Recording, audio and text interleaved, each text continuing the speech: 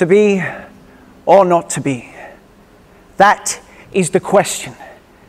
Whether it is nobler in the mind to suffer the slings and arrows of outrageous fortune, to sleep, perchance to dream, perchance... Lights, perchance no és una paraula que utilitzem molt en anglès, ara és una cosa molt antiga, no diem perchance, en lloc de perchance diem perhaps és més modern, i perhaps en català seria potser, perchance, perhaps, potser. I potser voleu veure una altra escena amb més actors, perquè aquesta és molt coneguda. Potser aquesta amb la calavera, no? En aquesta escena tenim una calavera i un gravedigger. Gravedigger!